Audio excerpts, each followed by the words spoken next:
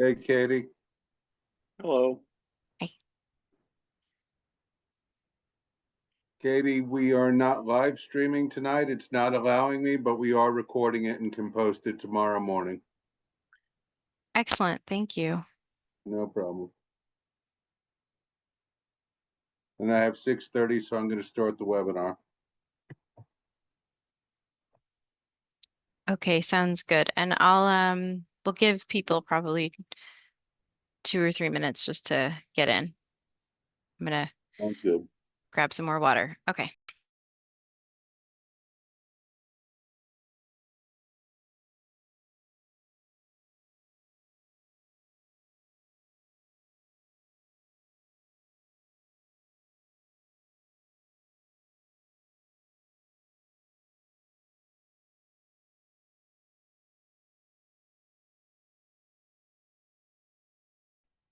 Hey, Jeremy, can you hear me? I could hear you, but I don't know who was just talking.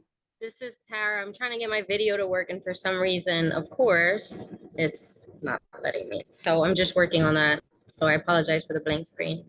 No problem, but at the very least, we could hear you. Yeah.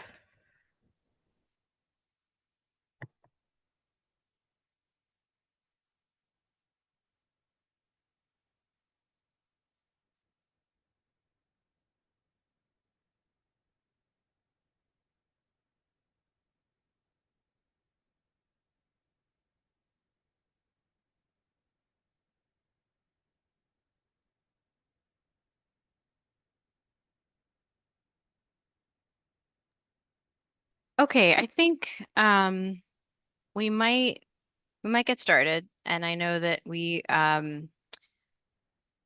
gonna do some things differently because of the kind of meeting that we're having. So um Jeremy is frozen for me. Is he frozen for anybody else? I just want to make sure everything's working okay. He seems to be moving on my screen, but I Okay. don't hear any audio. Okay. No, it's still not He's hearing audio. waving. Sorry. I wasn't talking. He's not talking. Now I Okay. hear. Yeah. Okay. I just wanted to be sure that my internet has been a little bit tricky today. So I will welcome everyone to a transportation, not transportation committee meeting, and I'll just explain what I mean by that. So we had to make a decision in anticipation of the heat wave that we're all being affected by in New York City, but in particular the CB7 space and the office where we would host the community meeting, or we host committee meetings and we host our board meetings, is subpar air conditioning. And in fact, today it sounds like the air conditioning just went out altogether and the electricity went out. So I guess you could say we had that foresight. And so that's why we knew with the hot weather that we would actually move this virtual. So I know that there's probably a lot of signage that was already up. And so anyone who did come to the actual physical space for the meeting, just understand why we made that decision in anticipation of that issue. So what does that mean and what does that mean for the meeting? It means that we are still convening on all of the topics, and we are going to say what the committee agenda items are. But again, this is not in allowing us, because of, I should be more specific, because of the way the rules are set up, by the city and what it means to actually convene a meeting. Being fully virtual is not allowed. And so that's why we're not in a position to take votes. So we won't be able to take any official votes on behalf of the Transportation Committee. We can do creative things like we could do a straw poll vote, and I can explain more of what that is if we get to that point. So if there is an issue that we feel like, in fact, we want to go through a process of some sort of what we would think of in a regular meeting like a resolution, and we would take a vote, we can do something instead, do a straw poll vote. So I want to let everyone know that it's in the Transportation Committee, that that's an option available to us. And then the other thing that we can do is we're hosting the meeting we can get all these presentations, we can hear from the agencies, and then we can collect information and ask questions, and we can also then formulate our thoughts.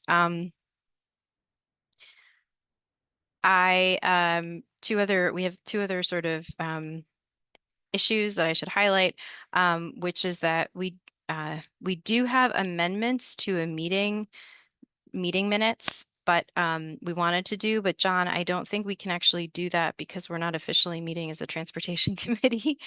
So there are amendments to a previous meeting. We're going to have to do that in September. And then the other thing is there, for everyone who's on, the Transportation Committee meeting that we're having tonight, it just follows last week's full community board meeting, and then the full community board doesn't meet again until September. So just the full community board 7 is not meeting again until September, and that's not just us, that's everybody. And the committee, the Transportation Committee, has the discretion to meet, but we're actually, given how many meetings we have over the year, we're not going to have any meetings over the summer. So so the Transportation Committee will also reconvene in September, and we don't have a date yet. Okay, so that was a lot at the front. My name is Katie Walsh. I'm the Transportation Chair, and John is the Vice Chair. And of course, you've got Jeremy on and a lot of board members.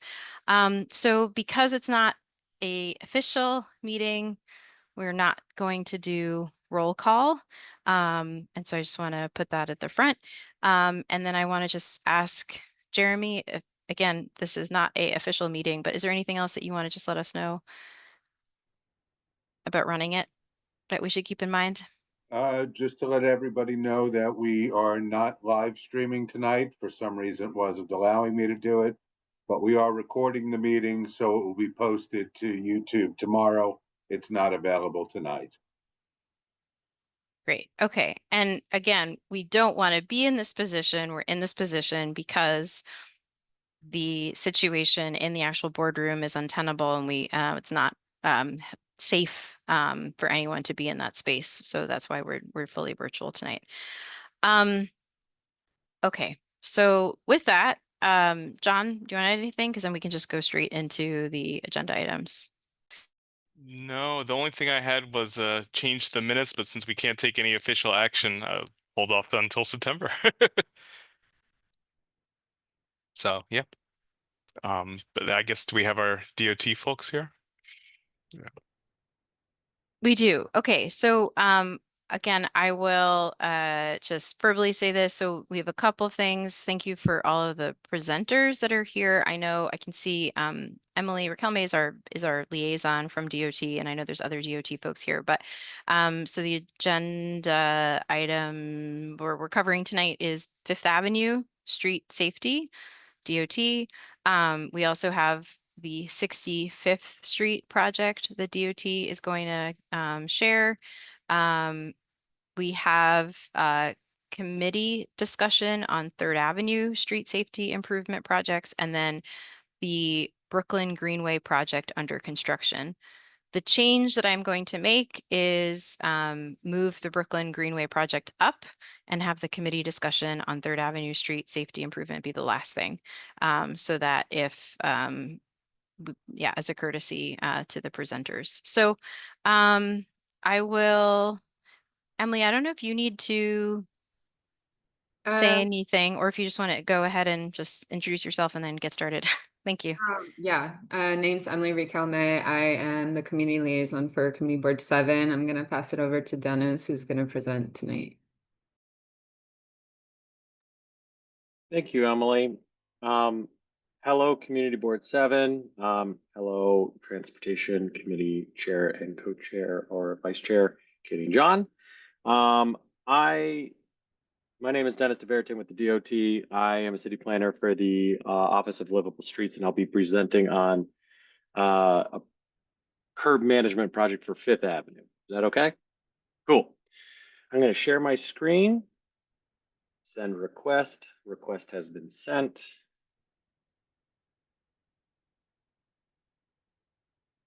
Multiple presenters can share. Love it. Love to see it. All right. Let's see here. Let's share this screen. Can everyone see a PowerPoint? Not a PowerPoint, a PDF? Not yet. Not yet, but it's about to start. Now we can. All right. Thank you, everyone. All right, so today is a presentation on the beginnings of the idea of a curb management project along Fifth Avenue. Here. Today's agenda, hopefully will be very quick, will be to introduce the project, identify some of those corridor challenges on why we're looking at this project, the process that we will use, and go over the DOT toolkit, and then look at our next steps. High overview is the project is looking at Fifth Avenue from Flatbush Avenue to 24th Street.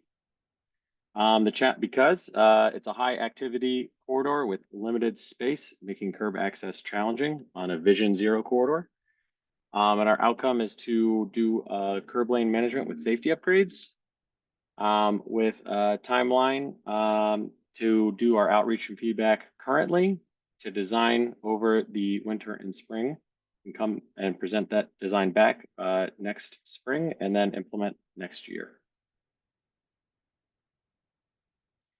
So the location, Fifth Avenue, Flatbush to 24th Street, Barclays to Greenwood Cemetery. It's 39 intersections, 1.87 miles long, with a portion of that within your community board, which is 15th Street and south down to 24th Street. It also goes through two city council districts, 38 and 39, and two bid districts for the project area, North Flatbush bid and the Fifth Avenue Park Slope bid. The corridor challenges, why we're looking at it. It is high activity with limited space, causing competition for the curb and creating safety challenges around that. Here are some examples of everybody using everything. For all that high activity and limited space, it's a very successful corridor. A lot of people want to be there. The main challenge is the narrow right-of-way along this corridor. And so it is 70 feet up at the north end, which is a 40-foot roadway, but down in the area in your community district is 50-foot roadway. So that's Carroll Street down to 24th Street. That has high pedestrian volumes on both the sidewalk and at crosswalks, trying to get around. This creates competition for the curb, which creates double parking, which then creates dangerous driving, cycling, and pedestrian conditions, and slows our buses down. Here's some examples. I really tried to pick some good ones that were located within the community district. But yeah, everyone's trying to use it. A lot of curb access challenges from freight to the bus. We got vendors, commercial delivery cyclists, Accessoride, bike parking, bus shelters. And then the real crux of why we're looking at the corridor as well is because of the safety challenges that this causes, or that this has. It is a Vision Zero corridor with a Vision Zero intersection at Fifth Avenue and 9th Street, which had high-profile fatalities in 2018, which caused the redesign of 9th Street. It also has it's within the top 33% KSI, or killed or severely injured, statistics for Brooklyn, with 2 pedestrian fatalities at Flatbush Avenue and Union Street, and 13 severe injuries along the corridor. And those are those statistics kind of put into a graphical format here, and also highlighting parks and schools to kind of show where things are happening. But your community district is looking essentially in the far left square, with a lot of action at 16th Street. Our process. To go over the proposed timeline in a little bit more detail here. The summer and spring of right now, we're doing data collection, public engagement, problem identification. And then through the winter and into the spring, we're going to develop and present and refine the new plan. And then hopefully to implement in the fall of next year. We've been working with external partners for engagement that include both the bids. For the Fifth Avenue Park Slope bid, they are an involved partner, and we are in close coordination. And they are separately developing a streetscape plan with near-term and long-term recommendations, and looking at the larger picture, while we at the DOT will be looking at curb lane and key safety upgrades. And they've hosted 2 visioning workshops in May and June with an online survey to get that feedback as well. We've also engaged the North Flatbush bid, who's been briefed on the project, and hoping to tie together this project along with the Flatbush Avenue redesign for the busway. Our own internal engagement, we will be using our famed DOT street ambassadors, using our engagement portal, an online portal to receive feedback from the public. And then we're also going to use deploy merchant surveys in November to engage and talk with all the merchants along the corridor to see the needs that they have, how they're using the curb lane space, when do they get deliveries, what do they see out there. My question to the board is, in addition to the Fifth Avenue Park Slope bid outreach, who else would you like us to engage with? Who should we be talking to? How should we be engaging them? And also we'll be doing interagency coordination with the Department of Sanitation and Parks and Rec as well. Pretty standard stuff. Conflict identification, things we're going to be looking at. We're going to be looking at crash locations, double parking, illegal parking, taxi for hire vehicle pickup and drop off locations and where it's actually taking place. Commercial truck loading and unloading needs, commercial delivery cyclist activity, 311 reports, traffic volumes from peds, bikes, trucks, etc. General curb lane use, how's it actually playing out in the field? Bike parking demand and dining out applications to make sure that we don't have any conflict. And we're going to be doing this with our standard DOT treatment toolkit, which I don't know if you're familiar with, but these are toolkit items that we'll be using along the curb lane. To increase transportation access, these are our tools: roadway bike parking, sidewalk bike parking, delivery worker layover spaces, city bike docks, e-bike charging. Also accessory ride loading zones, car share parking, electric vehicle chargers, for hire vehicle pickup drop-off zones, metered parking, short-term parking. Freight access tools, commercial parking, loading zones, neighborhood loading zones, cargo, bike loading zones, micro hubs and Locker NYC, some of our newer toolkit items.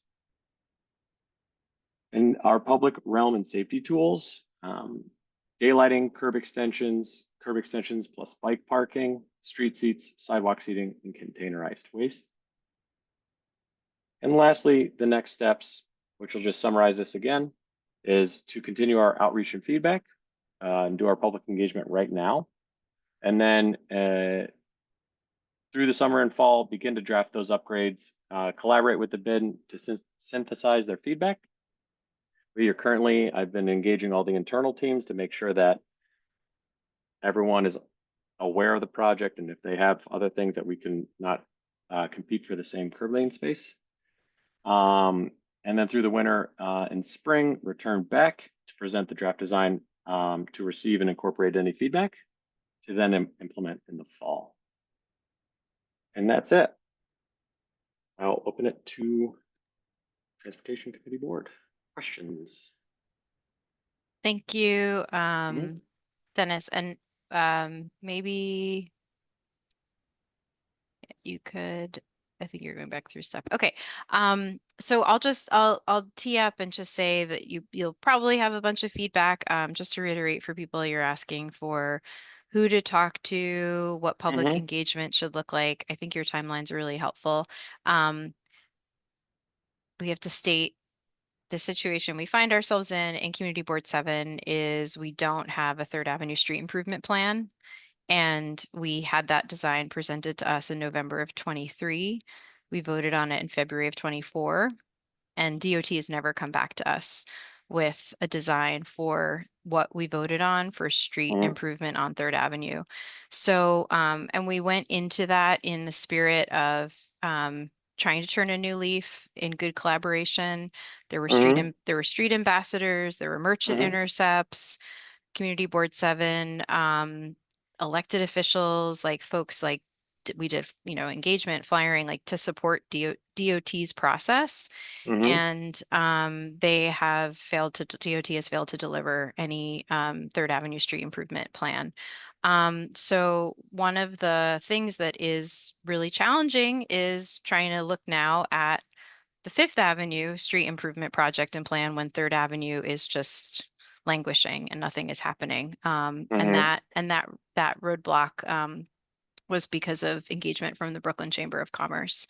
So I need to state that up front because it's a massive problem that we have still have no resolution. We still have no communication from DOT leadership on what's happening with the Third Avenue street improvement.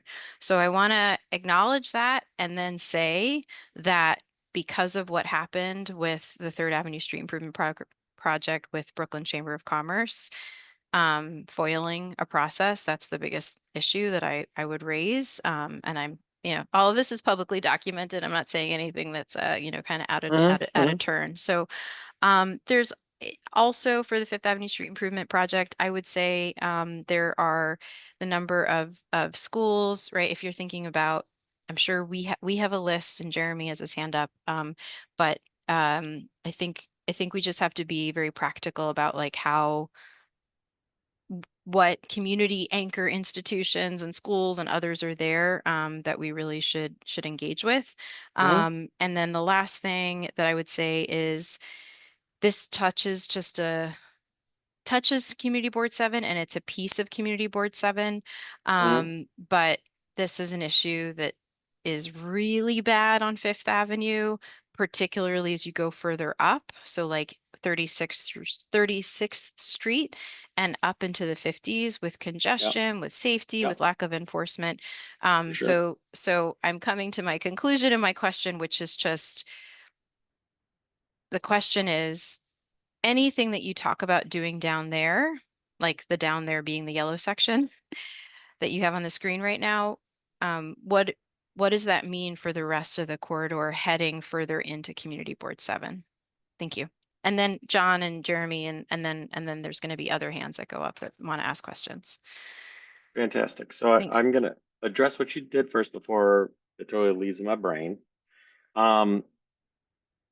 I can't speak on Third Avenue, and I'm sorry that process has been quite challenging for you and the community board and the community at large.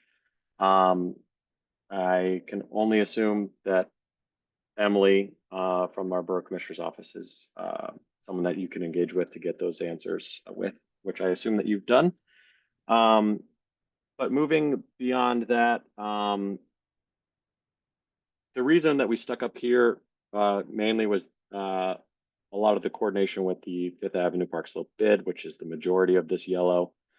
And we brought it down to 24th just to bring it to the cemetery, which already has concrete built out curb extensions. So we're just trying to connect that. If there is interest, and because I know there's interest at the DOT to bring it farther south along Fifth Avenue, there is definitely interest. And if there is interest from the community board and the transportation committee, that would be great to have that stated. But they're like the full corridor in one go would be an incredibly massive project. So the hope here was to demonstrate the success along this stretch.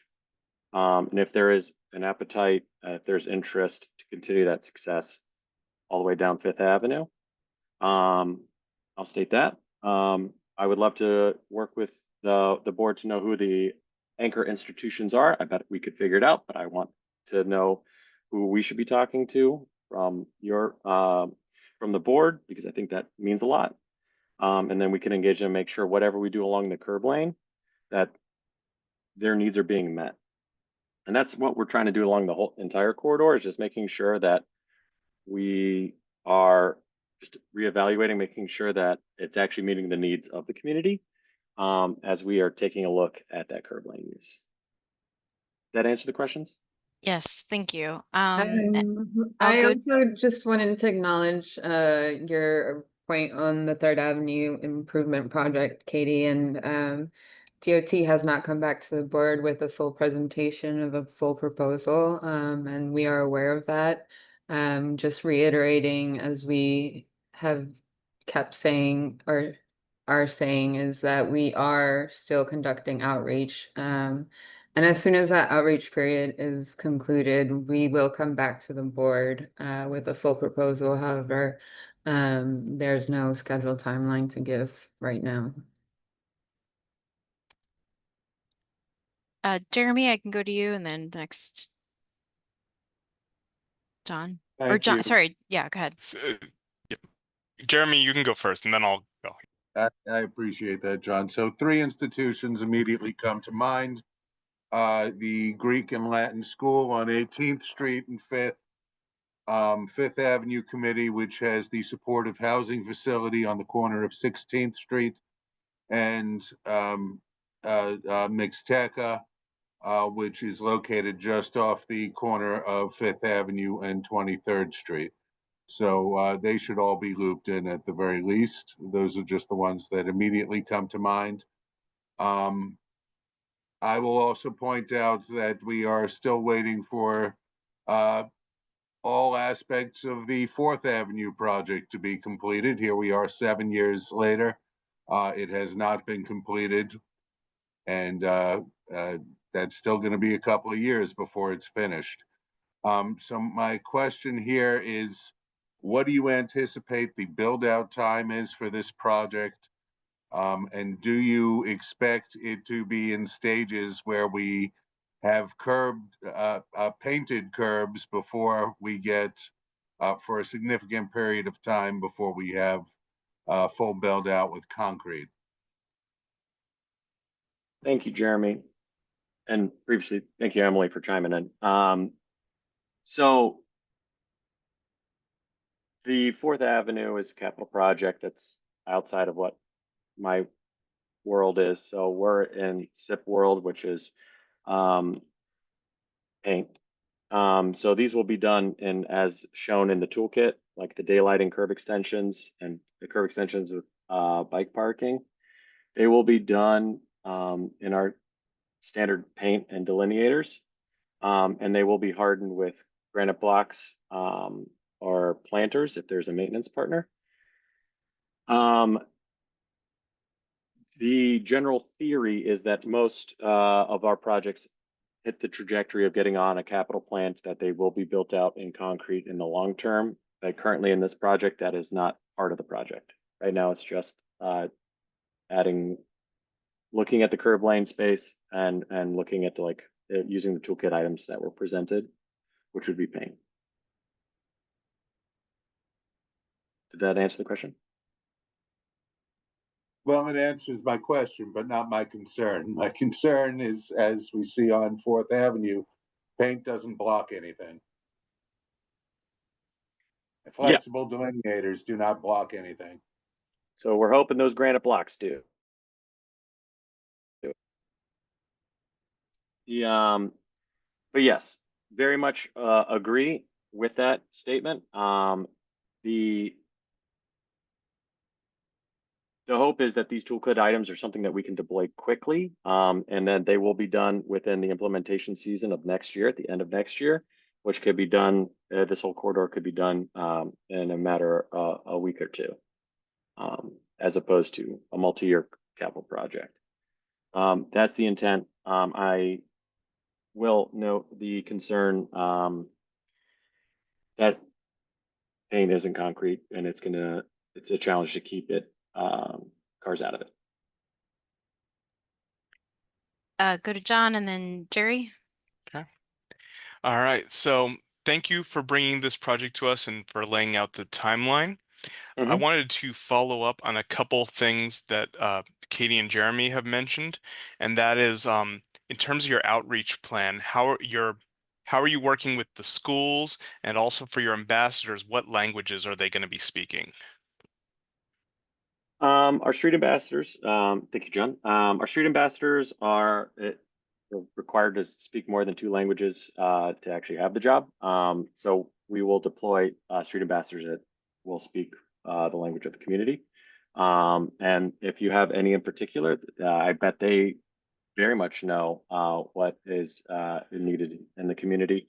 But any kind of communications, both verbal and written, will be translated, and we'll have our student ambassadors that speak the language. When it comes to the schools, my strategy was work with you. My other side strategy was work with our school safety team, who works with all schools, and I believe is on the call. So try to get a name over there to then work with the schools, and then get all stakeholders together to be able to make sure that needs and concerns are being addressed within the design. And then one other question about coordination. You talked in your toolkit presentation, you talked about how you have infrastructure for bus stops like shelters and seats. But my concern with the bus is we've had people in multiple meetings over the last year mention how they've wanted the MTA bus camera program that you guys do in coordination with them to be expanded to the B63, because not only is there double parking blocking and slowing down a heavily used bus, but it's also, the stops themselves are blocked. Related to that, how are you going to coordinate with them? Would you be talking about potential bus cameras? Would you talk about other bus accessibility tools like bus boarding islands, so that the bus stops are not blocked by double parked cars or things like that? How are you going to be working with the MTA on issues like those?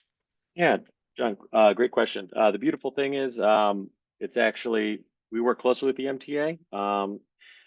We have a whole team, transit development, that we modify. Since we own all of the roadway, we modify all the things that make buses run better.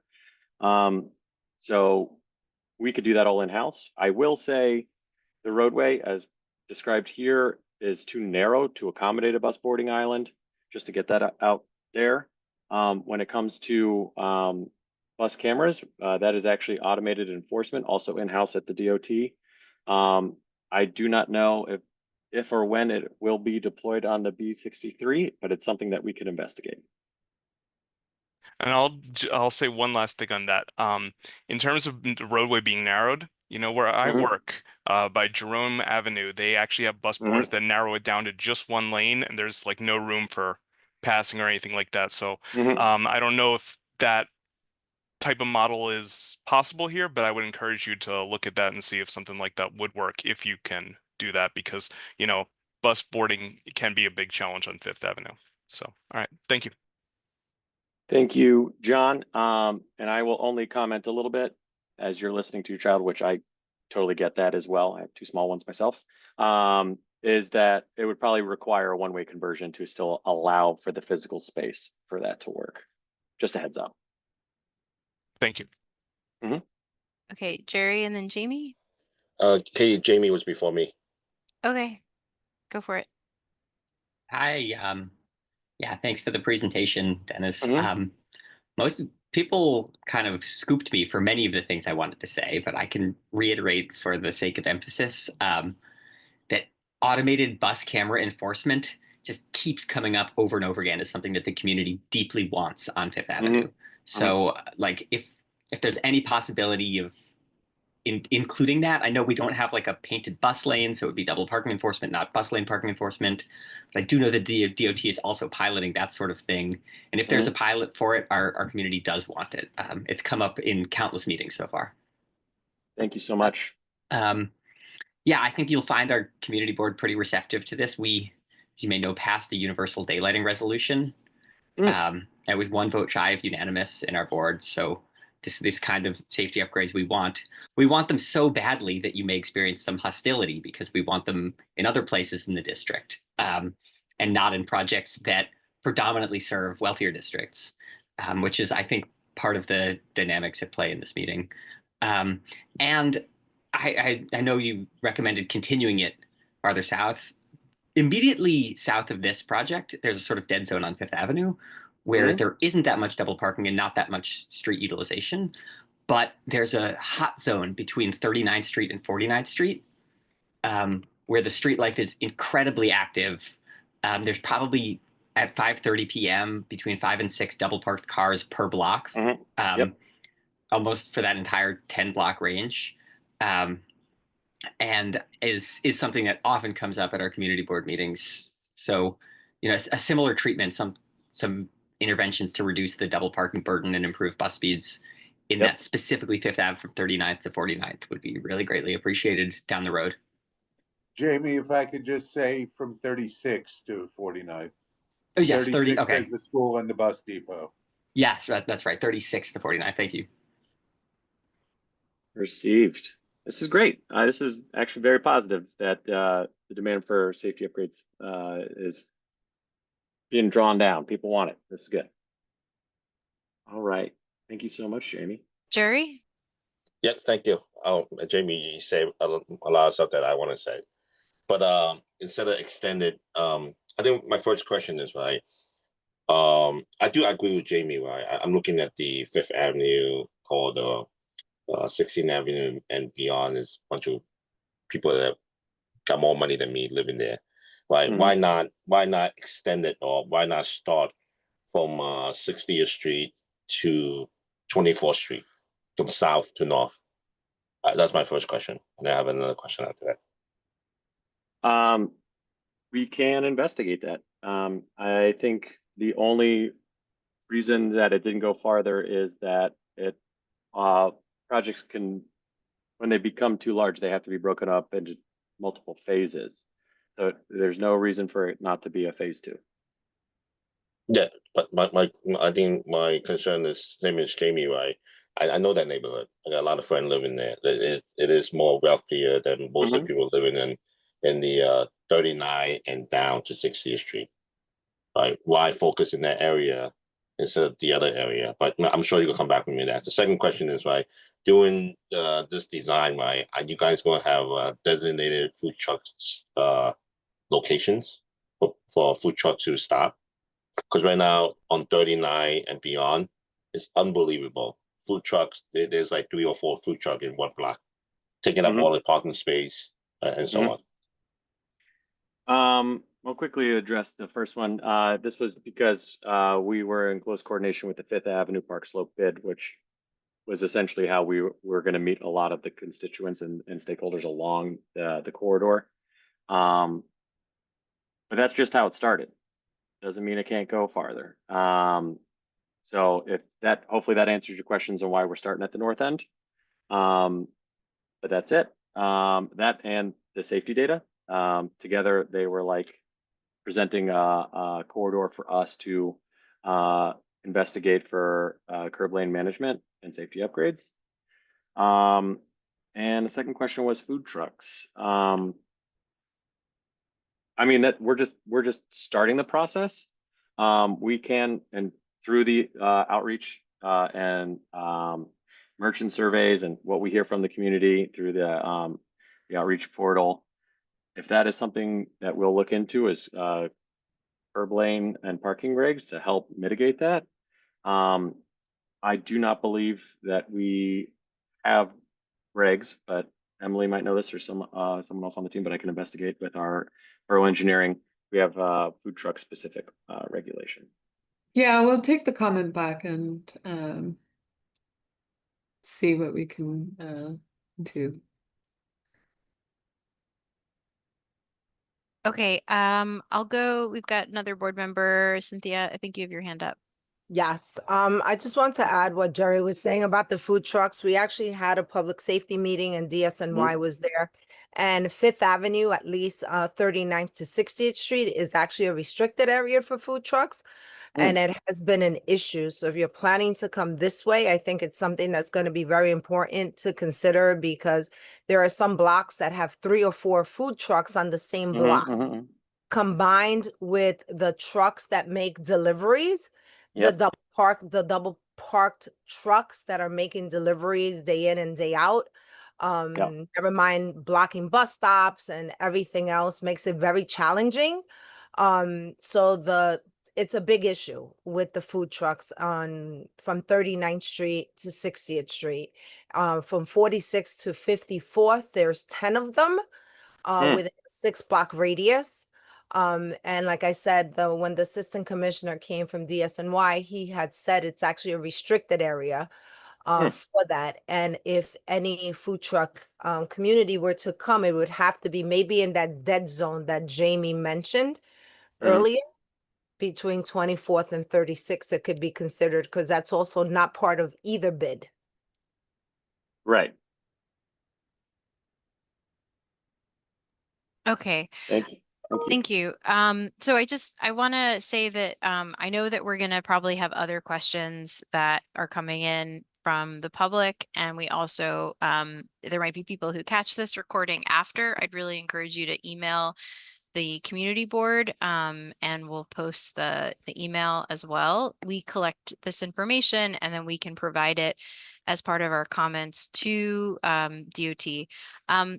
Again, we're not in the ability to have like an official meeting right now because we're not in the board office because of the heat, but I did want to ask if there's interest in a straw poll, so at least we can like do something like that related to see if I can get this right. Considering extending the Fifth Avenue Street Improvement Project from the current location that ends on 24th Street through to propose a consideration to extend the study past 24th Street up through to 60th Street.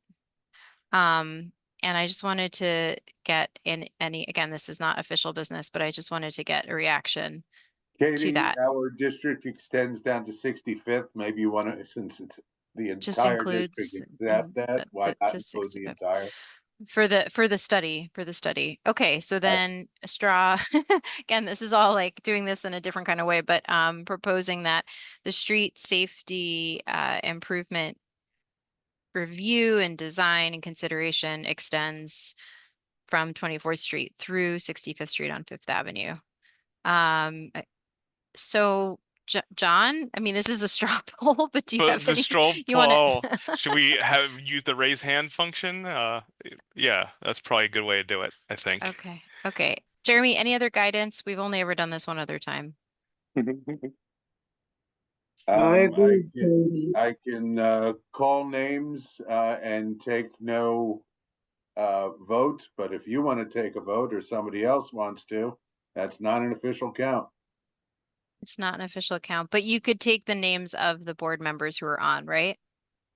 I could call out names. You could call out names.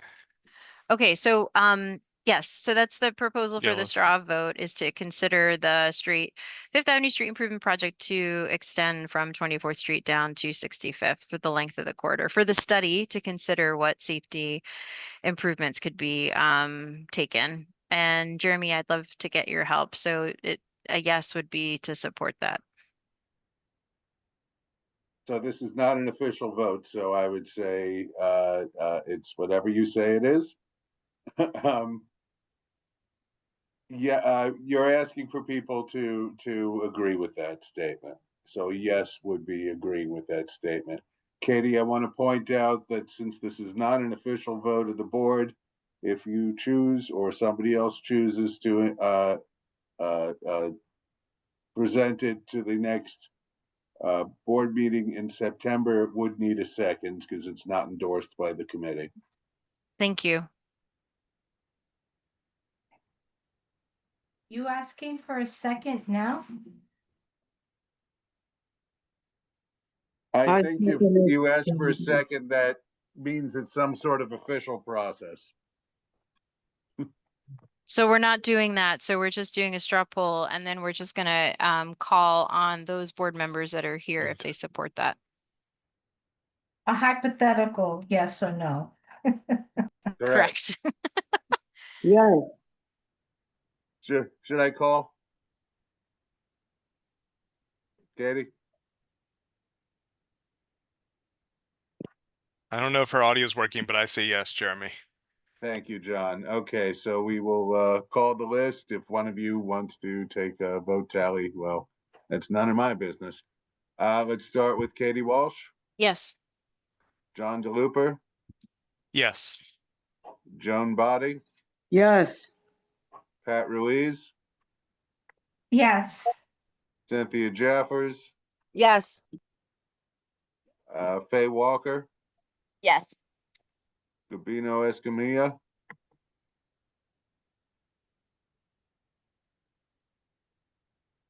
Gabino, George Cardona, Yes. Jamie Freed, Yes. Jerry Chan, Yep. Sam Sierra, Yes, hypothetically. Tylisha Gonzalez. Yes. Thank you. That's everyone who's here, Katie. Thank you for your help. I appreciate it. And we will, again, bring this to our Transportation Committee meeting that's in September. Anyone who's on the line, if you want to send any recommendations of outreach that should be done along the length of the corridor, again, the proposal right now that we have from DOT just goes to 24th Street. And so if you have any recommendations of who they should engage and who should they talk to, please also share that with us and by way of the community board. Thank you. Okay, so we'll go to the next presentation, which is also, thank you, Dennis. Thank you for making the time. Thank you so much. Yep, thank you. And then we'll just go, Emily, if you could let us know who's presenting about the 65th Street project. Robbie, I think you. Okay, great. Hi, Hi, everyone. Robbie. Thank you. Over to you. All right. Thank you so much. Let me just share my screen here.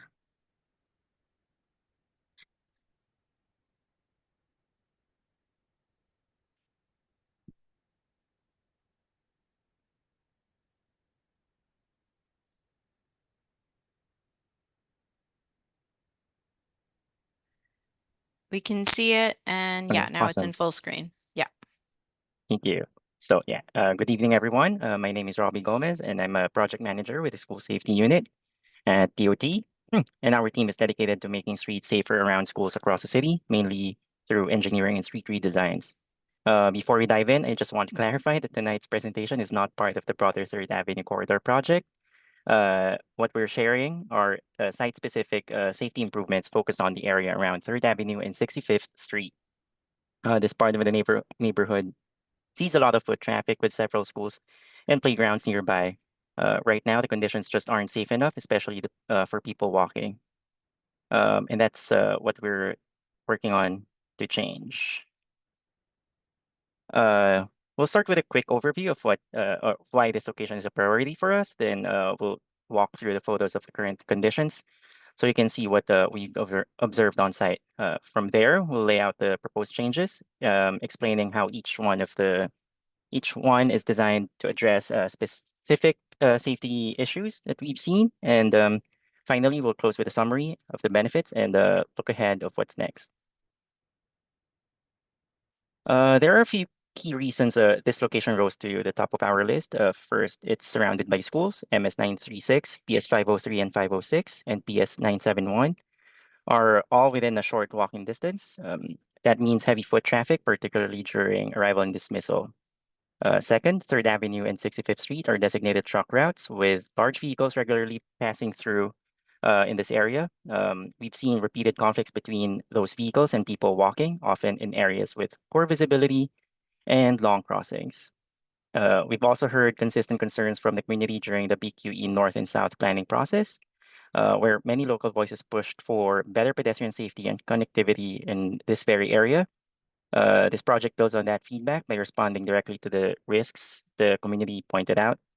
And finally, we've observed that persistent parking violations near the precinct and auto businesses, making it even harder for pedestrians to safely navigate the corridor.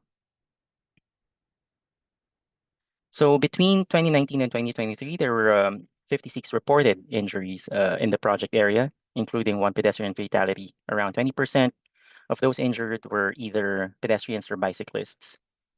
This data reflects the changes we've observed firsthand: long crossings, fast turns, and poor visibility, all contributing to unsafe conditions, especially for kids and families walking in the area. And now that we've reviewed the crash data, let's take a closer look at what the street actually looks like today and what specific conditions are contributing to the safety concerns in the area. Starting at the northwest corner of 3rd Avenue and 65th Street, we've observed wide sweeping turns that that encourage drivers to move quickly through the intersection. This creates real risk for people crossing, especially for the crosswalk here is really long. When drivers don't yield properly, pedestrians are left exposed for longer than they should be. And then, yeah, this photo really highlights one of the key issues. Here, a student stranded at the narrow median with traffic speeding on both sides. The crossing here is long and angled with no real protection in the middle. Drivers behave like they're still on the highway, and in some ways that's understandable. The intersection is right off of the Gowanus Expressway, and the design doesn't fully reflect the fact that this is a residential area. But that's exactly the problem. This neighborhood with schools, parks, people walking every day, the street should function like a residential area and not, an extension of the highway, essentially. And then at the eastern leg of the intersection, illegal parking adds another layer to the danger. When cars are parked too close to the crosswalk, people walking are forced to step out into traffic just to be seen. Double parking also disrupts how vehicles turn or move through the intersection, making the whole space less predictable for everyone. Moving a bit further to the west of 65th Street, the road becomes wide and unstructured. That leads to drivers weaving around each other, often trying to pass illegally. Double parking is common here too, which pushes traffic into the opposite lane and creates unnecessary risks, especially for people walking nearby. Just north of the main intersection, we're seeing similar problems along 3rd Avenue heading southbound.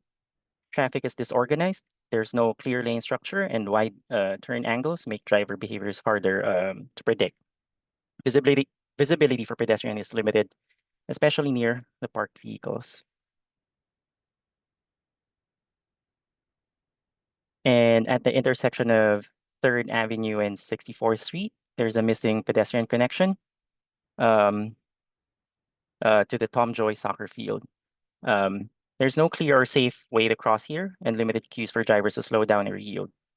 This corner doesn't feel complete from a pedestrian's point of view, and something that we're aiming to change. So and then this corner by the gas station is one of the most chaotic spots in the entire corridor. We've seen cars parked illegally or directly on the sidewalk, and others are cutting across it at all angles just to get to the pumps. For someone walking, especially for children walking on their own, it feels like there's no safe space to walk here, and the sidewalk becomes a free-for-all, more like a driveway than the place for pedestrians. And this isn't just any sidewalk. This is bad for children's parents and caregivers who use the sidewalk every day, walking to and from school or heading to the nearby playgrounds. It should be safe, predictable, but instead it's really stressful and dangerous. So now that we've seen the challenges on the ground, let's walk through the proposed improvements. The design focuses on 3 main goals: shortening crossing distances, slowing down turns, and restoring visibility at corners. At the same time, we're making sure that the street continues to function for vehicles and curbside needs. And importantly, there's no net loss in parking. Some spots are being shifted to better support visibility and safety, but the total number should remain the same.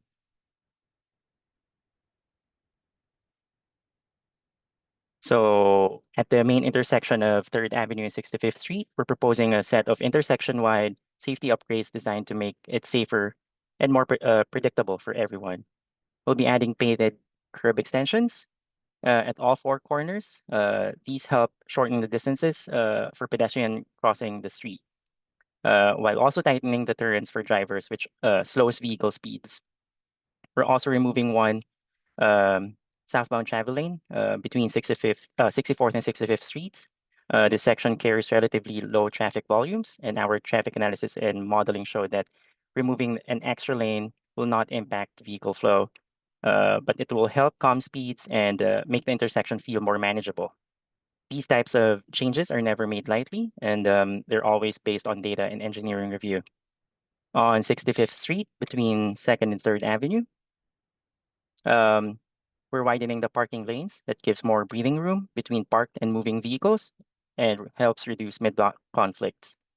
And lastly, we're shifting the bus stop slightly to the north to open up visibility and improve safety at the corner. Altogether, these changes begin to shift the character of the street from something that feels wide, fast, and highway-like into something that fits the neighborhood, calmer, safer, and more welcoming for people walking. North of the main intersection, we're continuing the same approach. This stretch of 3rd Avenue has 2 narrow southbound lanes, but traffic volumes are low, so we're removing one to reduce speeding and improve how the traffic flows. It'll help calm the street without creating backups. We're also adding painted curb extensions on 63rd and 64th Streets to shorten crossings and improve visibility for people walking. And on the northbound side of 3rd Avenue, we're introducing a new stop sign and marked crosswalk to create a safer connection between the school, the playground, and Tom Joy soccer field. We're also adding painted curb extensions to improve visibility at corners and give people more space and time to cross. Together, these changes help make the intersection feel more connected and pedestrian friendly. And at the southwest corner of by the gas station, we're still evaluating options to address ongoing issues with vehicles parking on the sidewalk and cutting across pedestrian space to reach the pumps. We're looking at adjustments or closure to the curb cuts, similar to what we've done for our pilot at the BP gas station in Caton Avenue and Coney Island Avenue. So these would potentially help protect the pedestrian space and discourage unsafe driver behavior. So together, these improvements aim to make the corridor around 3rd Avenue and 65th Street safer, more predictable, and better suited to the people who use it every day. At key intersections like 65th Street, 64th, and 63rd, we're shortening crossing distances and clearing up sightlines at corners, giving pedestrians, especially students and families, more time and space to cross safely. We're also calming vehicle movements by removing excess travel lanes and tightening turns, changes that reduce speeding and make drivers more attentive as they move through the neighborhood. Across the corridor, we're reorganizing the street to create a more consistent space for parking, travel, and curbside activity. That means less double parking, less weaving, and more orderly experience overall. And to be clear, there's no net loss in parking. We're shifting curb space to work better, not reducing it. All of this helps the street function the way it should, a residential corridor and not an extension of the expressway. And now we're currently gathering feedback from the community. We're gonna have our community board meeting, community board 10 meeting tomorrow, and your input is a key part of this process. What we've shared tonight reflects what we've seen and heard so far, but we want to make sure that it reflects your lived experience too. And if all goes as planned, we're aiming to install these improvements within this year. So thank you. Thanks, Robert. I think Katie said her internet is having issues, so I will begin with a couple questions and then we'll turn it over to our members. So Mhm. first, I wanted to ask, you mentioned on your slide about shifting the bus stop. Which bus stop are you shifting? Because I know there's ones on both sides of the intersection. Are you talking about the bus stop going north or the bus stop going south, or both of them are you shifting? We're shifting both, but the southbound one is what we're talking about. So the southbound bus stop is currently at this corner, and we're Mhm. shifting it back here. So you're shifting it to 64th Street. Okay. Yeah. And then the one, the northbound bus stop, it's just gonna shift slightly, just because we had to clear this area for the curb extension. Okay. And then the next question for you is, are there any curb cuts included in this? Because I see that your map includes not only that crossing of 64th Street, which doesn't have any accessible curb ramps, but also it looks like it goes all the way up to 65th Extension, which also does not have accessible curb ramps. Is any of that type of construction included in this? Curb cuts, meaning, The can you? pedestrian ones with the tactile, where Oh yeah, we will. Of course, it's part of the our standards. That yeah, we will go back to the um all of the ped ramps to be ADA compliant. Sorry, let me speak to this. Mhm. Hi, my name is Elena. I didn't have a All chance right. to introduce myself. I am Sorry. a deputy director of school safety. Pedestrian ramp upgrades might be done on a different timeline. Mm-hmm. They might be up, if they need upgrades, they might be upgraded on a different time, not at the same time as this improvement project that is planned to be done in paint. And thank you for mentioning that. I also want to mention, since you're with the school safety team, that on your list of schools in the same building as MS 939 is also PS 934. And both are District 20 schools. So there's people both from Sunset Park and Bay Ridge and people walking. So I'm really glad you're addressing these things. A couple thoughts as you do this. I know that when it snows, the curb gets at that in front of John Allen Payne Playground. There's a huge area that the snow shows where people are crossing. So it's actually, in my eyes, a lot of room to narrow that there. And any narrowing would be, good to reduce those speeding turns, which I've witnessed many times. I would also encourage you to look at putting a leading pedestrian interval going north-south, because right now you have one going east-west, but north-south there's none, so you cross right into the middle of a whole bunch of traffic. Mhm. I would also encourage you to look at options to regularize the parking next to Father Tom Joyce Playground. Many years ago that was trolley parking, but since then, for a long time, there was nothing, but lately there have been huge problems with people leaving derelict vehicles there. If that could be regularized in some way so that, police could actually enforce those issues when people leave their cars there, giving them tickets instead of having to wait for them to be abandoned, that might help with some of those issues. I'll also note that the bus stops the illegal parking is a huge issue there. And it's not only happening in the spots you mentioned, but also the bus stops. The other day, I went and I counted there's a no stopping zone in the area right now. And there's also, but in the bus stops, when I combined with them, right now I counted 28 illegally parked vehicles in those areas. And the cars were going all the way up to the 65th Street intersection. So the traffic merging onto the highway was narrowed down to one lane.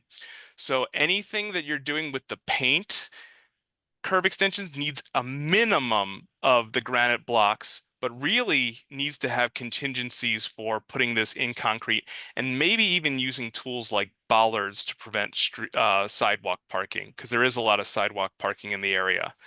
So I would encourage you to look at all those. And I'll ask one final thing.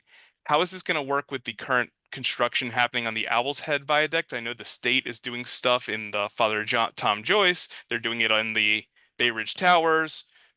And I know they're going to be doing stuff that also they said in the John Allen Payne playground. How is there any coordination happening between your teams on these? We have not coordinated with other teams. This is a very light touch project that does not require any street closures, any traffic diversions. This is a pretty simple markings project, so we have not. We can look into it to see if there are any potential conflicts, but we don't anticipate any. Okay, cool. So with that, I'll turn it over to the people who have raised hands. First, I saw Jeremy, and then I saw Jamie. So Jeremy, why don't you ask your questions? Thank you, John. I just want to clarify for our members that this includes Community Boards 7 and 10. The border is 65th Street, so whatever is north of 65th is Community Board 7. I appreciate that I drive this corridor. I appreciate that what you identified as the problems here. I agree with John, and I've said it many times before, paint is not the answer. Paint, I think, could actually give people a false sense of security because it doesn't stop cars, but it still gives people space to move out into what somebody who's not paying attention might think is their driving space.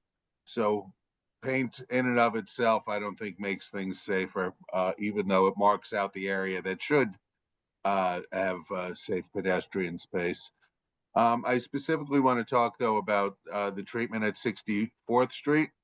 I appreciate that DOT fairly recently, within the past year, put the stop sign there, but it does need a painted crosswalk because drivers don't see that stop sign. Many ignore it. I've witnessed that many times. So a painted crosswalk would be ideal, particularly because there's a children's playground there. I've seen in other areas that there's sometimes a sign preceding a stop sign, warning drivers that there's a stop sign ahead. I think since this is on a curve, this particularly might be a good area for that.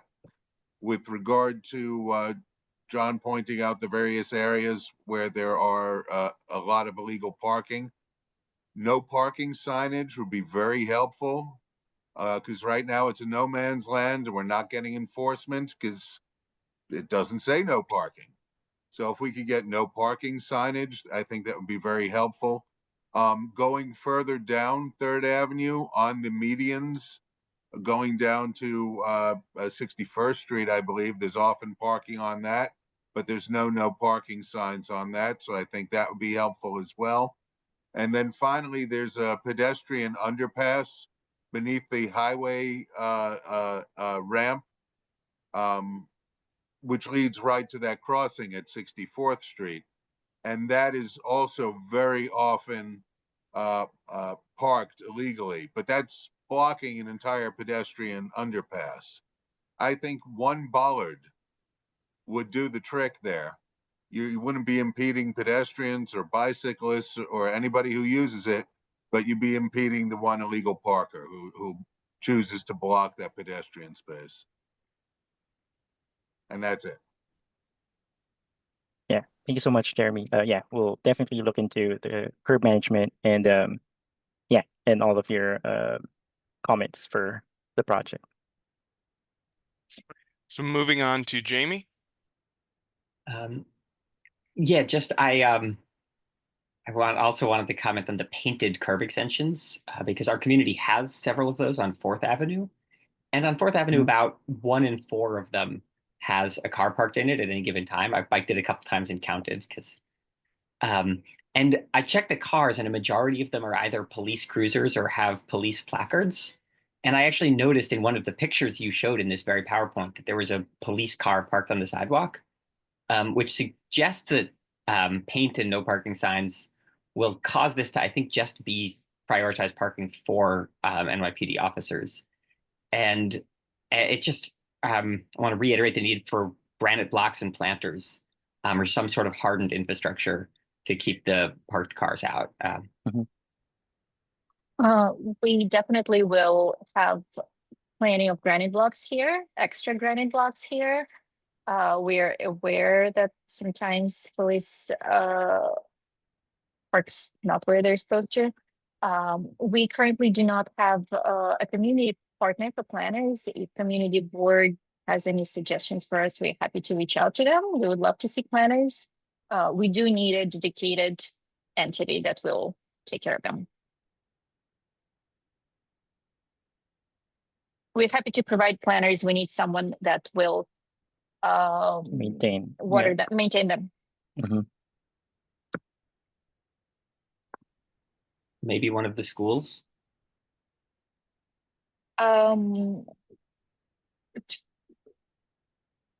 Schools typically, we have not had success with schools agreeing to maintain anything that is not immediately next to their frontage. Their custodians are typically very busy and very, very reluctant to take on any additional work. I see a question from Sam. Hi, Sam? Steve. Hi, yes, good evening, and thank you for the presentation. I wanted to reference the issue of the parked vehicles on the sidewalk or the illegal parking. Hasn't been mentioned, but there's the 6-8 precinct right up the street. Who parks illegally on the sidewalk with the precinct right, right up the street? No one, except for the employees of the 6-8 precinct.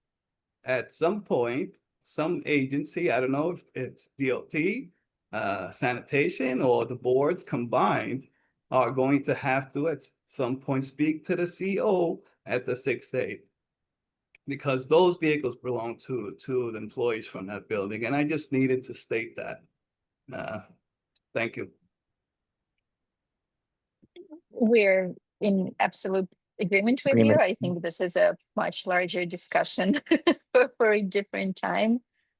What we can do with our very limited means is to look into design options that will make this parking more difficult without stopping pedestrians. So this is definitely the most challenging part of this project, but we'll see what we can do. We're still evaluating our options. This requires us to talk to DOB, among other agencies. So this work will take time, but we're definitely very interested in trying to make at least some improvements here.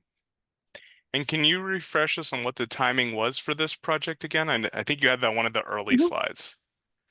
Yeah, so everything except for the gas station issues of basically all the curb extensions, removal over the parking lane and pedestrian crossing.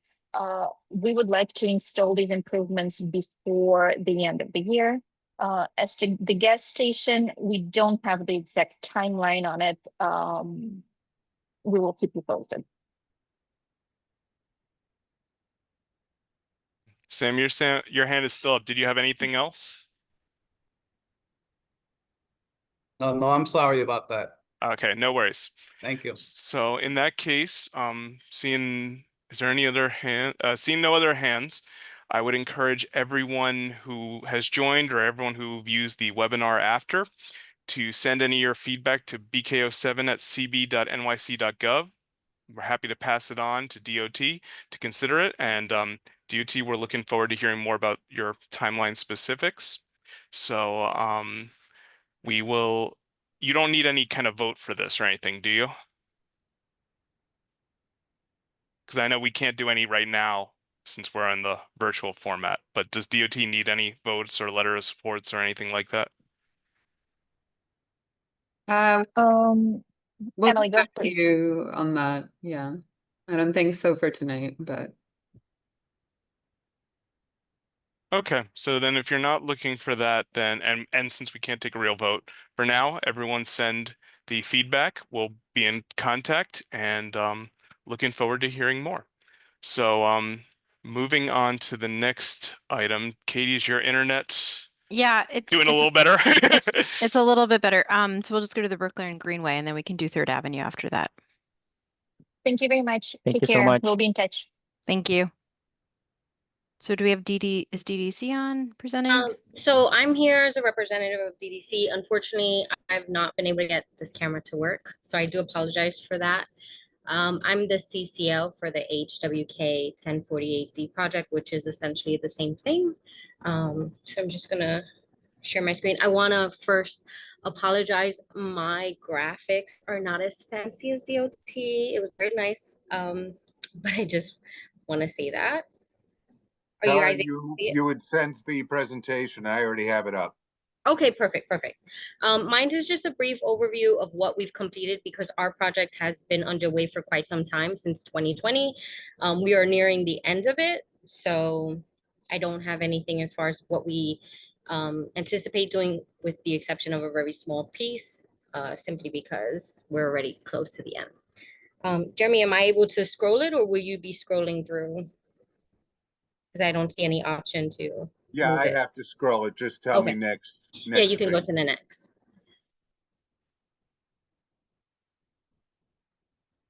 I don't know if you heard me. You could go to the next stage. Okay, perfect. So, I don't know if you could go back one, Jeremy. I'm so sorry, to the agenda.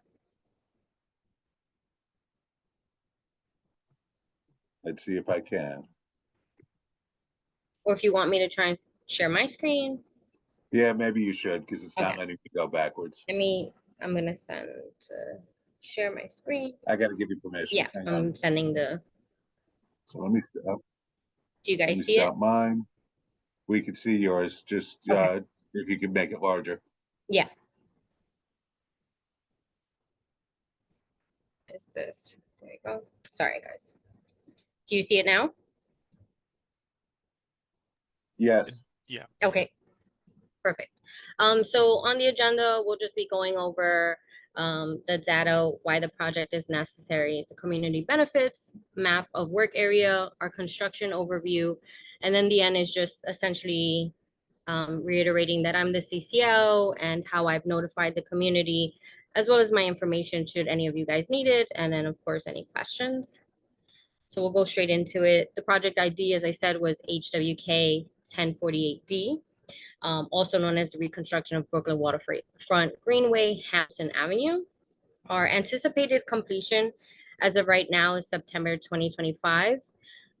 We are currently working with the FDNY, which does fall out of the limits of CB7, as there's some things we need to do there that may change that date, but as of right now, we have it for September of this year. Our contractors, JR Crews, and our work hours, as you see, are from 9 p.m. to 5 a.m. and 5 a.m. to 2 p.m. Currently, we're no longer doing overnights. We're just doing daytimes. But if at any point we do need to do an overnight, we do have the permits that allow us to do so. Just a brief overview of sharing why the project is necessary. I'm sure many of you are aware that 3rd Avenue is a heavy trafficked area. Bike paths allow for people to safely commute throughout the community. Concerns of, the bikes being in the street may cause any kind of accidents. So we created and expanded the expanded the sidewalk outward to allow for a bike path, as you guys can see in the picture. On the sides of the bike path, which separate the bike path from the street, will at some point be installing shrubs. So it's empty now, but it'll create like a nice little idea of a barrier. Along 3rd Avenue, there were a lot of areas that were dumping grounds. I can recall specifically areas just before 20th, between like 18th and 19th. I'd seen a lot of like carts being abandoned. So essentially when we did this, it cleaned up the area, made it much more aesthetically pleasing. We did replace the water mains, which allow for improvement in the water quality, the water pressure, and overall water system. We also did change out the sewers. Larger bump outs on certain areas such as 20th Street, which created a safer crossing space for the pedestrians. On 20th, there were numerous times where I noticed trucks just kind of making that sharp right coming down 3rd Avenue. This bump out kind of creates it so that they have to take their time when turning and allows for less gap for maybe elderly or anyone who's just crossing, so that it's not any kind of danger. As far as the benefits, of course, improved sidewalk, safe space for bikers. We improved the streets, the reconstruction. We're currently still reconstructing and resurfacing as well as the sewers, as I mentioned, and the water mains were replaced. This picture is just before the limits of where your limits end, Jeremy. That's on 14th by the DOT, and then going in the direction towards the Home Depot and such. Sorry. I've just included a before and after so you guys can get an idea of what some of the dumping grounds were looking like. This was on between 23rd and 25th on 3rd Avenue. This specific area, there were a lot of garbage being dumped there. We would see a lot of syringes. We're hoping that with the bike paths, a lot of activity, there won't be, I've not noticed anyone dumping anything since there.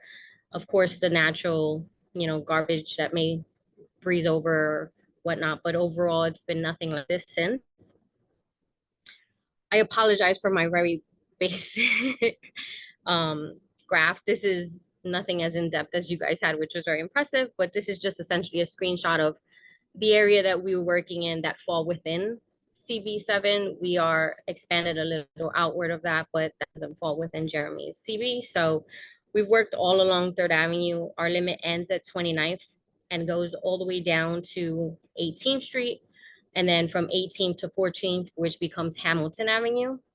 And then we've had like just some intersecting work on the intersections, nothing that really spanned outward towards the residential area. This was strictly just all of the industrial area. Sorry. As of right now, what we've completed are the water main, the sewer, and the sidewalk expansion. We do still have to complete the bike paths within the sidewalk expansion for certain areas. The base for the asphalt has been placed. Now we're waiting in certain areas to put the top half on. We're still working, as I mentioned, on the roadway restoration and continuing installing new traffic signals. We have traffic signals in certain intersections that are for turning right, such as the 20th Street, as I mentioned. We have traffic signals now for the bikers so that they know when it's safe to go, and then the standard traffic signals for the vehicles that are just going forward. After this work is completed, the only thing that's remaining are the shrubs that we have to install. And of course, because of the season, we have to wait till it's fall time. I don't have much of a green thumb, but I'm told that that's when you would be installing, and that would be best for any kind of planting. So once the work that we're currently working on is completed, we'll be waiting to complete that. And then, as I mentioned, I'm the CCO that's been assigned to this project. This is where you guys can reach me at should you need this information. And I don't know if I need to leave it for anyone to screenshot or anything, but I can always provide it after. And this is essentially how I went about in informing any of the community members that were impacted by our work. I provided in the beginning an information card or PIC. I've provided advisories when we did our shutdowns or our bike, not our bike, I apologize. Anytime we took out any of the parking, I do a weekly look ahead, and then our quarterly newsletters. Do I stop? No, I don't have to stop sharing, right? In case you guys want to look back at anything. I don't know if there's any questions. It was just a very brief overview of what we've done. Thank you so much, Tara. And I just want to ask, sorry, I missed it. When did shrubs have to go in fall, but could you just say when you expect it to be done? So I was told September or November, but I can definitely ask if we have anything more specific. But I was kind of given that timeline where we're looking at installing them. November would be if for whatever reason it was delayed after our. But of those, I think it's your slide 9, Jeremy, if you don't mind going to that. So just to confirm all of the things that we're seeing on slide 9, like up until like you're going to have all of that up until the shrubs point. It'll all be done by September. Is that what you're saying? So everything to the left has already been done, so that's not a concern. Our current work is simply the bike path, doing the asphalt, which is not a lot, our roadway restoration, which we've already started, so there's minimal work there, and continuing with the traffic. We've been working with Windsor to continue finishing the traffic signals, which again, most of it has been done. So we don't actually have that much work done, and we're looking scheduled for completing by the time frame that we have. Okay, that's great. Is there just as a process question, I guess, for anybody like Jeremy, but is there a walkthrough that happens? Would we be able to do a walkthrough in September when it's, as done as you guys have it? Yeah, so towards the end, we're supposed to be doing something of that nature. I would imagine you guys should be welcome to participate in that. I can definitely speak to DDC and inform them of that. Okay. And then the last question on the maintenance of the bike lane and the shrubs and the because of course there's yeah, just this issue of like maintenance with trash, with the shrubs dying, with it like who is accountable for this after you guys finish? Which So agencies? with regards to the bike lane, it's the same as a sidewalk. Any of the businesses that are there that are required to maintain their sidewalk would be the same as far as maintaining the bike because it's still a part of that sidewalk.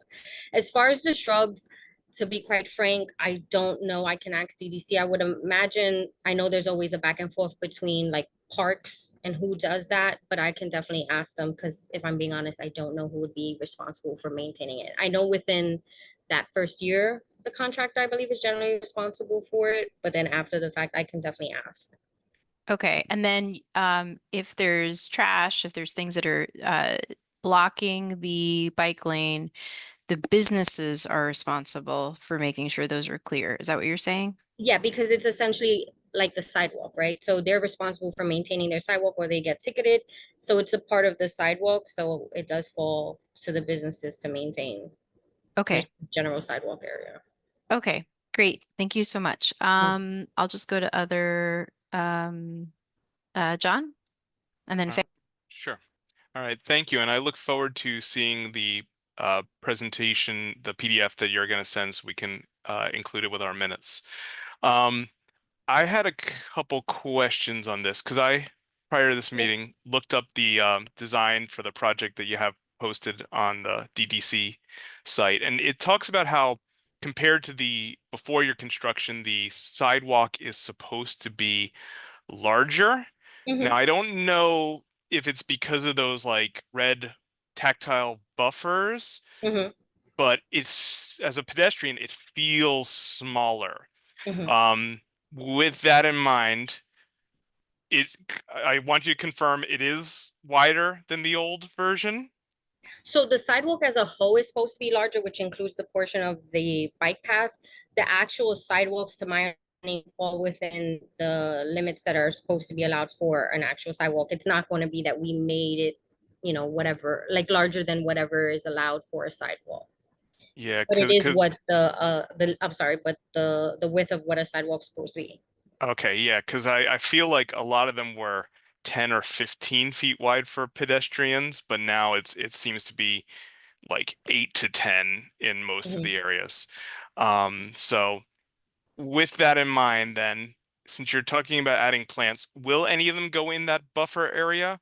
Because as a pedestrian in that area, last time I walked, as you've been doing this construction, there, people were already on their bicycles and on their mopeds, and having them right next to you with with only the little tiny rumble strip as separation, it felt really perilous. Whereas on like Second Avenue, even though there's a problem maintaining the weeds there, the plants do, keep the walkers and the other vehicles separate.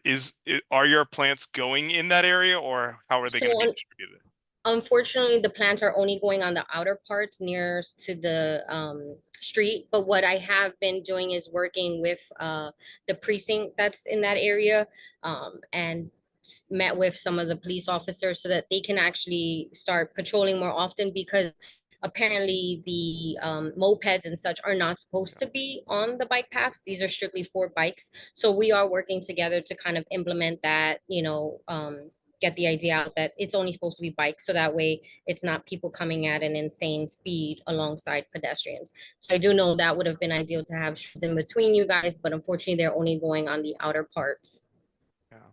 Yeah, so and since DOT is here, I would urge you to listen to these things and factor those in when you do eventually come back with your Third Avenue proposal. I'll add one last question. When I was at 25th Street, I noticed that the rest of the new bike lane is painted black, or not painted, it's like a black asphalt, but over there it was solid gray and there were no markings.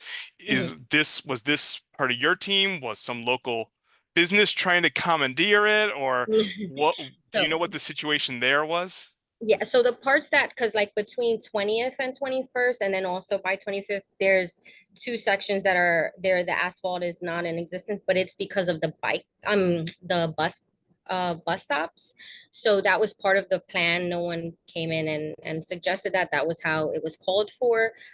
What was explained to me is that we didn't want to have that bike path there, and then you have people waiting for the bus path. So I believe there's to be markings put out there, and I'll confirm that to indicate that this is a bike path, but where it's not just the asphalt and then people are kind of standing there, if that makes any sense. But essentially it was part of the plan. It wasn't something that a business requested or anything like that. All right, cool. Thank you. You go ahead, Faye. Great, thank you. So I just have two clarifications. First one is if you could go to that slide with the map on it. Yeah, bear with me one moment. This one? Yeah, yes, thank you. So just wanted to make sure I was understanding the side of the street that the bike lane is on. So is it on the west side going up until it looks like 19th, and then is it crossing over to the other side, or which side are they at? Is it actually on? So the bike path stays along from Hamilton Avenue by 14th going all the way up to 29th, but on the side where the Home Depot is, the Dollar Tree, all of those stores, it's on that side. It doesn't ever cross over to the opposing side. Okay, cool.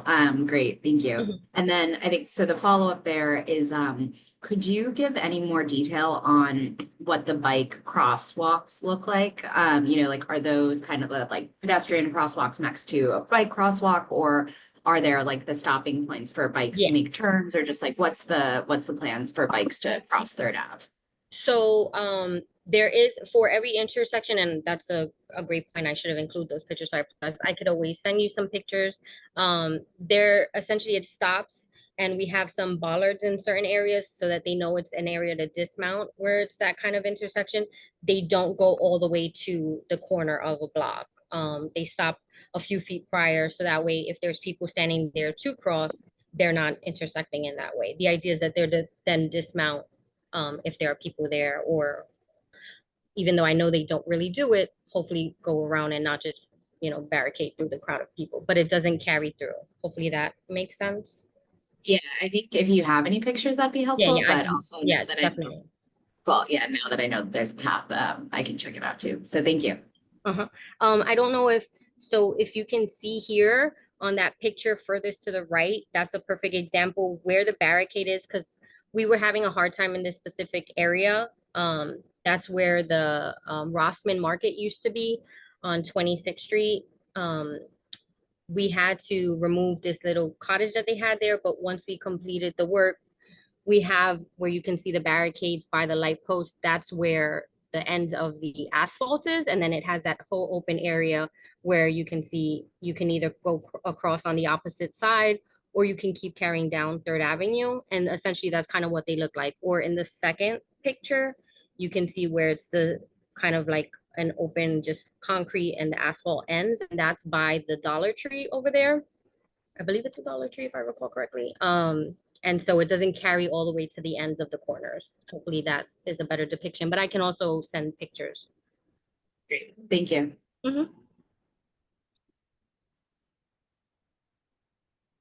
Okay, I'm not seeing any other hands up. I'm just making sure I'm not missing them. So if there's any comments or questions that people have about specifically the excuse me, the construction that is wrapping up of the Brooklyn Greenway for this section along Third Avenue, please do send them to the community board. As we just heard, this will be wrapped up in September, short of maybe some shrubs and planting, and at which point we will plan on doing a walkthrough with Community Board 7 being invited. That would be really important, just to be able to do that. I will let you go. And but sorry, we have one more agenda item, but Tara, I just wanted to say thank you for coming and presenting. And then we'll move on to our last agenda item. Okay, absolutely. Thank you guys so Thank much. you. Have a good Thank night. you. Bye-bye. Thank you. Okay, really appreciate everybody. It's 8:05. And so for those that are still here and sticking on, we just want to go talk through the last item. And there might also be, if there's anything from the floor that someone wanted to suggest, happy to do that. So the last agenda item was a committee discussion on the Third Avenue Street Improvement Project. And if you're like me, you're exhausted of talking about this and not having information or action. But this is the purpose of having these meetings, is to keep doing these updates. So we all met. I'll do this very quickly.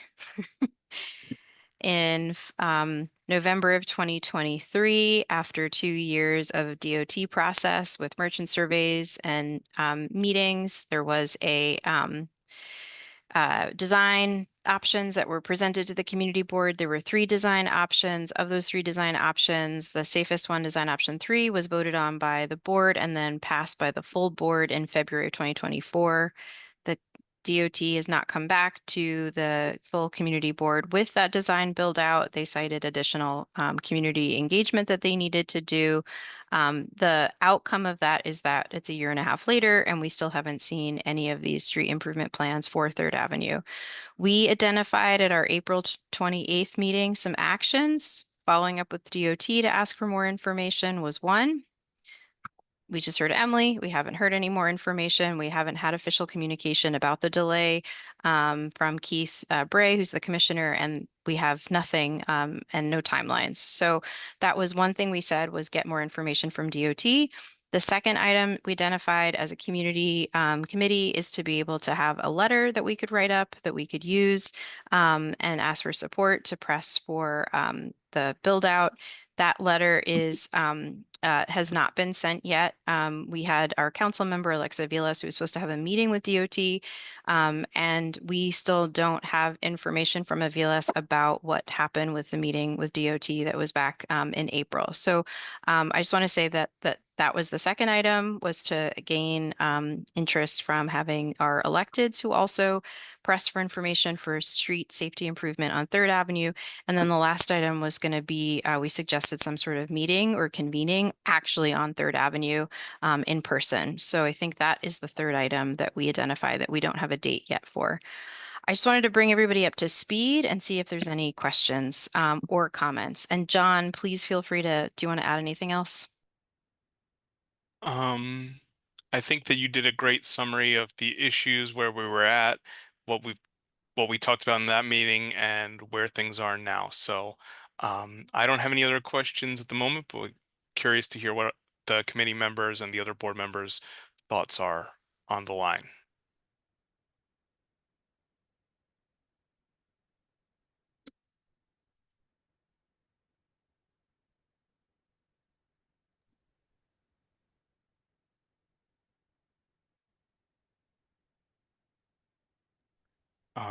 Jerry. Hey, it's DOT is the only holdup. Is there someone else is holding this up besides DOT?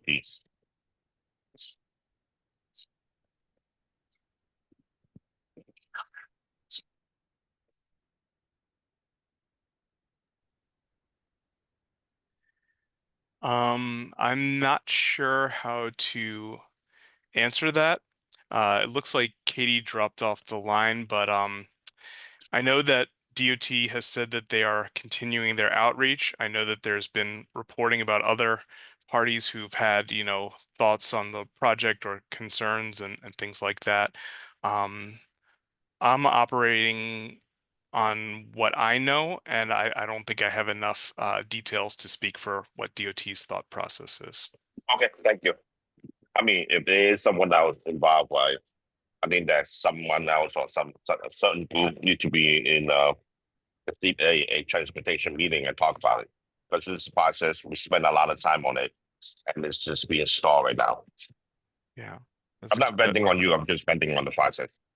Yeah, that's good feedback. Jeremy. Jeremy? Yes, Yeah. thanks, John. I'm wondering what you mean by a convening on Third Avenue? Just like a meeting or a media event?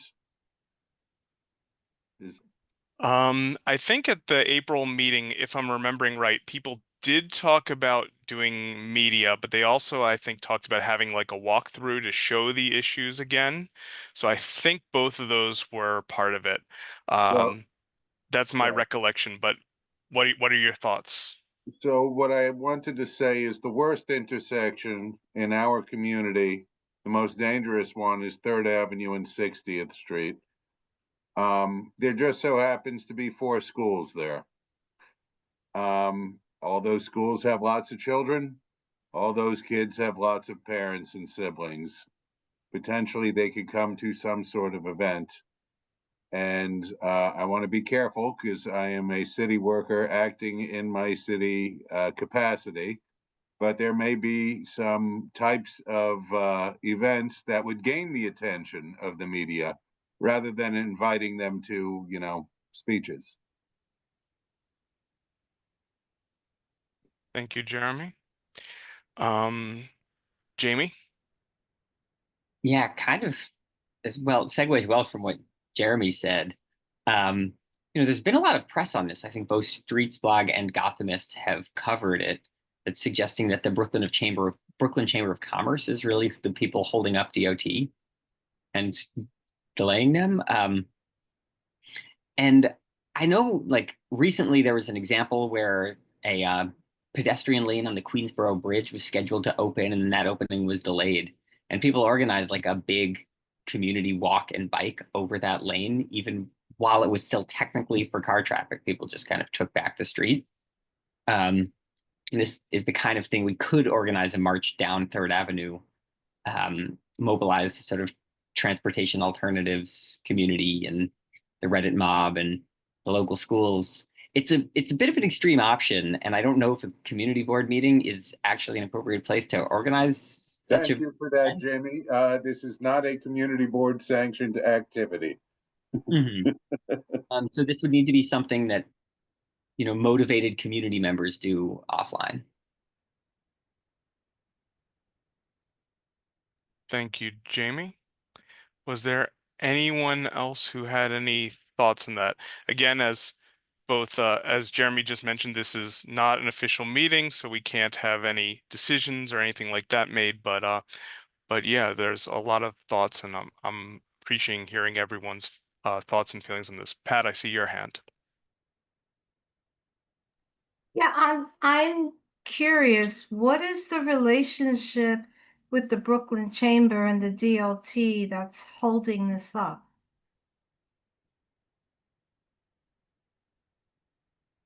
Did I hear that? Yeah, people have mentioned that during the meeting and how it's been reported in the press.